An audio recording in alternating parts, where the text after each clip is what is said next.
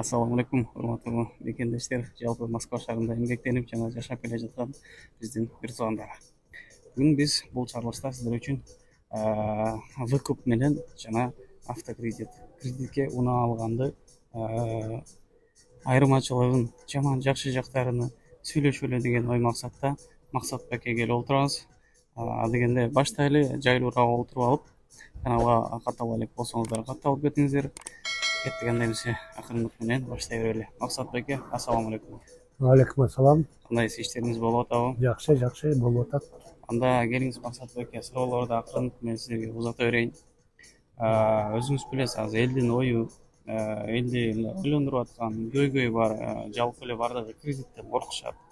Анан ошентсе дагы выкупка барып атышат. Биздин Москва шаарындагы бир туугандарыбыз, мекендештер 90% выкупка машина алышат. Же таксиге, же өзүнүн максатындачы. Ошого выкупка машина алганда биринчи выкуп жөнүндө сүйлөшөлү. Кандай жаман жакшы жактары бар? Ошону сүйлөшөлү. Келиңиз, сиз акырын баштай бериңиз. Көрүүчүлөр менен саламдашып алыңыз. Ассаламу алейкум, урматтуу Москва шаарында жашап жана иштеп жаткан бир туугандар. Выкуптун минус жактары мындай: лизинговый компаниядан көп машина чыгарышып, выкупка беришет. Выкупка бергенде биздин жарандар алат выкупка. Мисалы үчүн 2000ден күнүнө деп эконом класстарды. Ал 3 жылга беришет. 3 жылда эсептеп көрсөңүз, ал көбүрөөк акча болуп калат да. Бул жерден баягы лизинговый компания алып бергенден кийин баягы машина эч качан сенин намыңда болбойт. Көп жердештерди угуп атасыздар.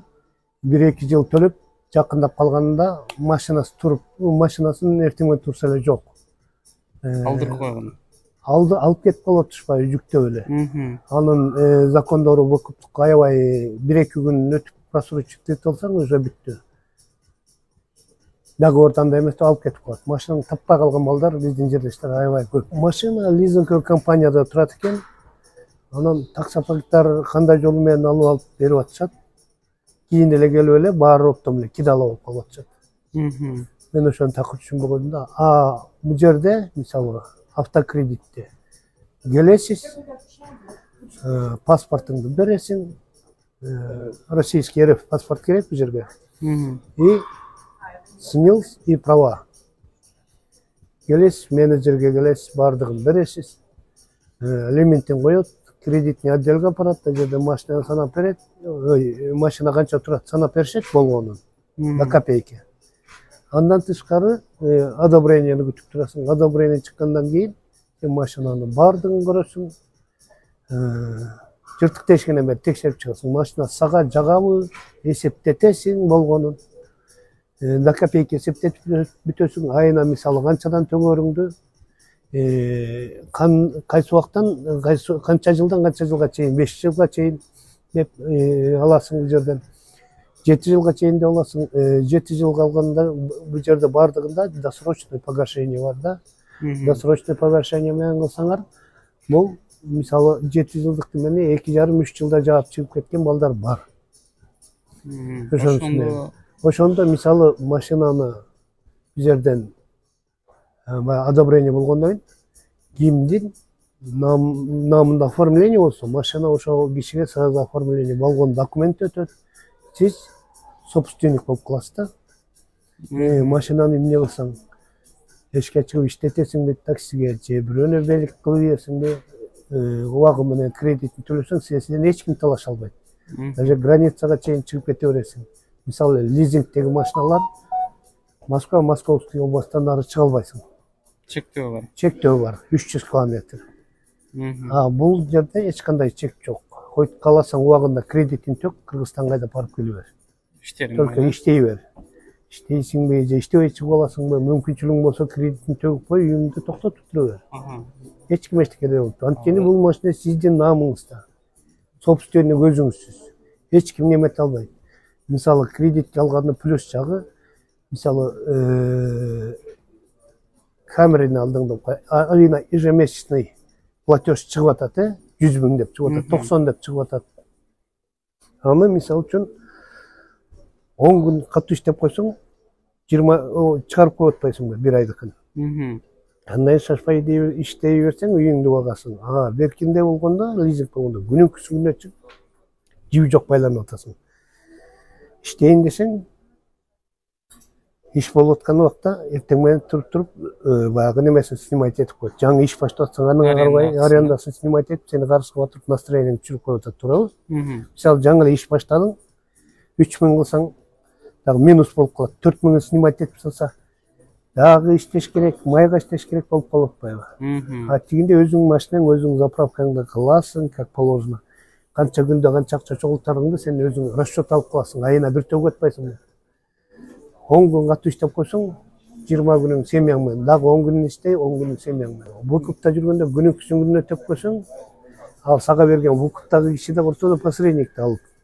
Лизинговый компаниянын закону жаман. Ал тигинден сурайт берген баладан. Аны мен эметкенде уже эч ким карабайт, машинаң эртең турганда балдар таппай калып эле, таппай калдык деп барып паркка барат.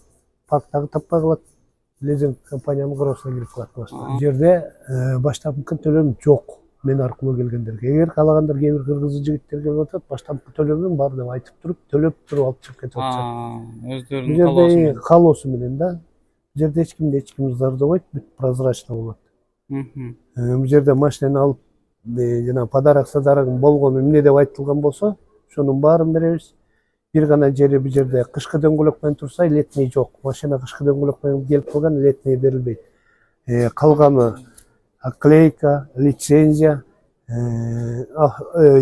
видеорегистратор, аптека, бүт баардыгы берилет бул жерден эмне деп айтылганын баары. Бир гана жери ошо жана дөңгөлөктөн болуп калып атат. Летнийде турса, зимний берилет. Зимний дөңгөлөктө турса, летний жок болуп атат. Машина ошону менен келип калган. Без пробега машиналар бар, с пробегом бар. Баягы биздин Корея менен камерлердин 23 жок. 22, 20, 21 ушундайлар бар да. 19, 18 дегендер бар. Калып калгандары демек. 23 жок уже. Эч жерден таппайсың Москвадан деле. 23-жылкы камераны деле. Ал эмнеге байланыштуу рыноктон кетип атат? Уже 23-жылы жабылганда баягы эмеге жараша чыгып кетишкенде, санкция болгондо. Корея чыгып кеткен оптима копият жазалып алган 23 жок. Башында жазалып калгандары бар. Алар уже сатылып бүттү. 23 копиятты табыш кыйын. Камерлер деле ошондой болуп калды. Баягы кредит болгондо бүт прозрачный болуп атат. Досторун алып келип, коркпой эле. Эжелерин, тайкелерин жестесин күйө аласың. Кимде болсо ошонусун алып келип, каалаган машинасын чыгарып атат да жерде. Каалагандарын чыгарып, каалагандарын ошо тууганын оформить этип, чем лизингде бир орустукунда жүргүчө, кыргыздыкында жүрсөм, кыргызды кидайт этпейт. Кидайт этсе каяка Кыргызстанга барат да баарыбыз. Кандай биздин эме болуп калат. Эми талаада мусафир болуп жүргөндө нормальный киши кидайт этпейт, анан жанагыдай эле болду Кыргызстанга барбайм деген эле немелер ызылдап жүрсө. Таң калыштуу эле болуп калат да, анда ойлоп көрсөң. Эми биздин арабызда деле жок дебейбиз, бар экен андай кишилер дагы. Андан алысыраак болуш керек да, талаада жүрөбүз, бири-бирибизди кармашып, мындай жолду көрсөтүп турса болот да. Биздин жердештерге айтып кетер элем, көп ойлонбой эле тууган уругуңуздарды гражданствосы болсо келип кредитке оформить этип, каалаган машиналарды алып кээп кетсеңер, ошол жагы оң эле болот. Зато коркпой жүрөсүң, өзүңдүн тууганыңдын намында, досуңдун намында. Платежун бат эле иштеп койсо болот. Иштеген киши иштейт дегенде иштеп эле таап атпайбы. Сен деле мисалы выкупка жүрөсүң, арендада жүрөсүң, ошону эле берип атпайсың. Зато бул өзүңдө машина болуп, күнүнө бир күн уручкасында иштесең, бир күндө дөңгөлөгүнө иштеген кийин чогулуп келип туруп бир машина калып калып атпайсыз эле. Ал жагы бар ооба. Макул анда, Максат аке. Жоогуңузга рахмат, ишиңизге ийгилик. Көргөн мекендештер, видео жаккан болсо лайктардан басып, анан жакын адамыңар менен видеону бөлүшүп койгонуңузду унутпаңыздар. Баарыңыздарга ассалому алейкум. Кийинки роликтерден көрүшкөнчө саламатта калыңыздар.